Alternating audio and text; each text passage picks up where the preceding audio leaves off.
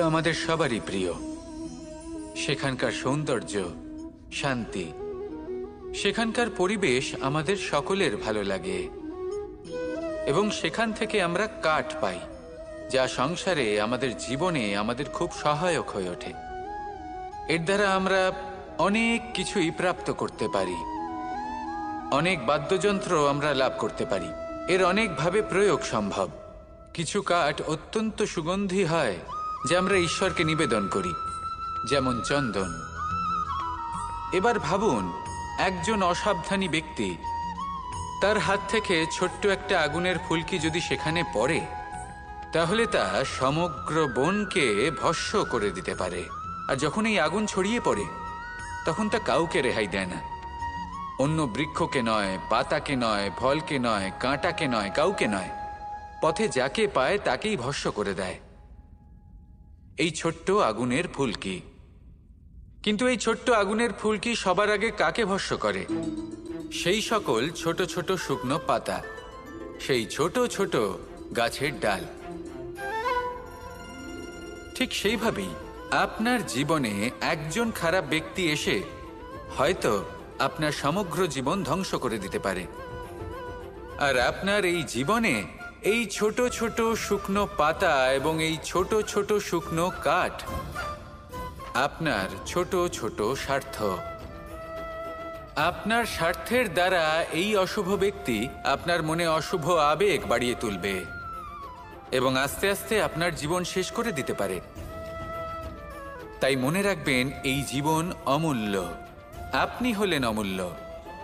এই জীবন যাপন করুন এবং এই জীবনের কাছে পৌঁছানোর দ্বার আর কোথাও নেই, আপনার কাছেই আছে।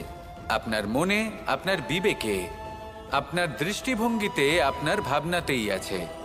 এই দ্বারকে খুলুন, জীবন সফল হবে আর ভালোবেসে বলবে, রাধা রাধা। এই সংসারে 3 ধরনের আবেগ অত্যন্ত গুরুত্বপূর্ণ, যা প্রত্যেক মানুষের জীবনে থাকে। প্রথমটা হলো আনন্দ, যা আমরা সবাই লাভ করতে চাই। দ্বিতীয় হলো ক্রোধ। এটা তখনই আসে যখন আমরা আমাদের উপর নিয়ন্ত্রণ হারাই বা কোনো পরিস্থিতি আমাদের প্রতিকূল হয়ে থাকে। তৃতীয় হলো দুঃখ। এই দুঃখ তখনই আসে যখন কোনো একটা পরিস্থিতি আমাদের মনের মতো হয় না বা আমাদের প্রিয়জন আমাদের বুঝতে পারেন না। আমরা অমূল্য কিছু হারিয়ে ফেলি, তখন এই দুঃখ আমাদের হৃদয়ে আশ্রয় নেয়। এই 3 আবেগ হলো এমন যে আমাদের জীবনে আসতে এবং যেতে থাকবে। কিন্তু এই 3টি আবেগের বিষয়ে কোন কথাটা মনে রাখতে হবে সেটা শুনুন। যখনই আপনি আনন্দে থাকবেন, প্রতিশ্রুতি দেবেন না, কারণ যখন মানুষ আনন্দে থাকেন তখন তিনি নিজের বিবেক বোধ হারিয়ে ফেলেন। দ্বিতীয়ত, যখনই আপনি ক্রুদ্ধ হবেন, উত্তর দেবেন না, কারণ ক্রোধের বশে যে উত্তরই দেবেন সেটা শুভ হবে না। তৃতীয়ত, যখনই আপনি দুঃখী থাকবেন, কোনো সিদ্ধান্ত নেবেন না, তখন নিজের মনের ওপর, নিজের কর্মের ওপর, নিজের ওপর নিয়ন্ত্রণ রাখতে চেষ্টা করুন। যদি এই 3টি আবেগের ক্ষেত্রে এই জিনিসগুলো মনে রাখেন, তাহলে জীবনে কখনো আক্ষেপ করবেন না। আসুন আমার সাথে ভালোবেসে বলুন, রাধা রাধা। আমাদের মধ্যে বেশিরভাগ মানুষ কোনো না কোনো মহাশক্তির উপস্থিতিকে বিশ্বাস করেন। আমরা মনে করি যে এ হলো সেই মহাশক্তি যার প্রভাব, যার কৃপা চিরকাল আমাদের উপর বজায় থাকে। আমাদের কর্মের ওপর, কর্মফলের ওপর চিরকাল তার দৃষ্টি থাকে। আমাদের মধ্যে কেউ একে ঈশ্বর মনে করেন, কেউ বা প্রকৃতি মনে করেন, বা কেউ কোনো গৃহপালিত পশুর মধ্যে মহাশক্তির দর্শন লাভ করেন, বা কেউ কোনো বস্তুর মধ্যে। প্রত্যেকের নিজস্ব বিশ্বাস আছে, কিন্তু সেই শক্তির থেকে আশীর্বাদ লাভের জন্য বা কোনো ইচ্ছে পূরণের জন্য আমরা কখনো না কখনো মন্দিরে যাই। এই মন্দির শব্দের সূত্রপাত কিভাবে, আগে সেটা বুঝে নেওয়া যাক। মন্দির, এই শব্দের আরম্ভ হলো মনের দ্বারা। কিন্তু বেশিরভাগ মানুষ যখনই মন্দিরে যান কোনো ইচ্ছে পূরণের জন্য বা ইচ্ছে পূরণ হওয়ার পরে ধন্যবাদ দেওয়ার জন্য, তখন তিনি শুধুমাত্র শারীরিকভাবে সেখানে উপস্থিত থাকেন। তার মন তো সাংসারিক কাজের মধ্যেই ঘোরাফেরা করতে থাকে, তাই না? তাহলে বলুন, এর অর্থ কি? যদি আপনি মন্দিরে নিজের মনকেই না নিয়ে যান, তাহলে তার কি লাভ হবে? মন্দিরে গিয়ে নিজের মনকে ঈশ্বরের চরণে পূর্ণরূপে সমর্পণ করুন। নিজের মন থেকে ঈশ্বরের আরাধনা করুন, আর এই মন থেকেই বলুন, রাধা রাধা। মানুষ শুধুমাত্র দুই ধরনের ব্যক্তির সামনেই নত হন। একজন হলেন তিনি যাকে তিনি সম্মান করেন, আর আরেকজন যাকে তিনি ভয় পান। এবার কোনো ব্যক্তি যদি আপনার সামনে নত হন, তাহলে তার পেছনের কারণ কি? আপনার প্রতি সম্মান নাকি আপনার প্রতি ভয়? সেটা আপনাকেই বুঝতে হবে। যদি আপনি এমন মনে করেন যে তাতে কি যায় আসে, ভয় হোক বা সম্মান, কেউ আমার সামনে নত তো হচ্ছেন, যদি এটা আপনার চিন্তা ভাবনা হয়, তাহলে আপনাকে মনে করিয়ে দিই, এই সময় বদলাতে বেশি সময় লাগে না।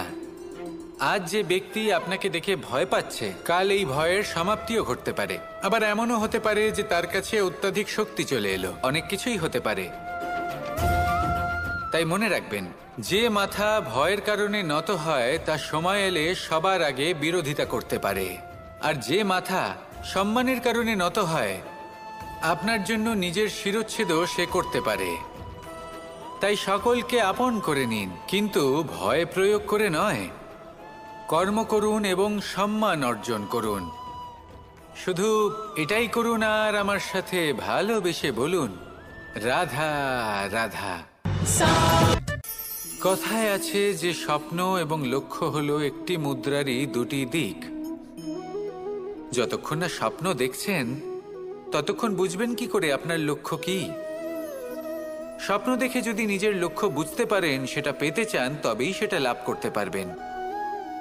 কিন্তু স্বপ্ন এবং লক্ষ্য, এই দুইয়ের মধ্যে একটা ভারসাম্য রয়েছে, যেটা বজায় রাখা প্রয়োজনীয়। একে আমরা বলে থাকি পরিশ্রম। দেখুন, যদি আপনি স্বপ্ন দেখতে চান, তাহলে পরিশ্রম ত্যাগ করে নিদ্রা লাভ প্রয়োজন। কিন্তু যদি আপনি লক্ষ্য লাভ করতে চান, তাহলে আপনাকে নিদ্রা ত্যাগ করে পরিশ্রম করতে হবে। তাই আলস্য ত্যাগ করুন এবং সিদ্ধান্ত নিন যে আপনি কি চান। আপনার জীবনের এই তুলাদণ্ডে স্বপ্নের পাল্লা ভারী হওয়া প্রয়োজন নাকি লক্ষ্যের? আমার মতে এই দুইয়ের মধ্যে যদি ভারসাম্য বজায় রাখেন, তবে পথ নিজে থেকেই সামনে আসবে। শুধু সেই পথে অগ্রসর হতে থাকুন এবং আমার সাথে ভালোবেসে বলুন, রাধা রাধা। বস্ত্র আমাদের সকলের প্রিয়। এটা আমাদের জীবনযাপনের জন্য প্রয়োজনীয়। আমরা সবসময় চেষ্টা করি সেই বস্ত্র পরতে যা পরলে আমাদের দেখতে ভালো লাগে।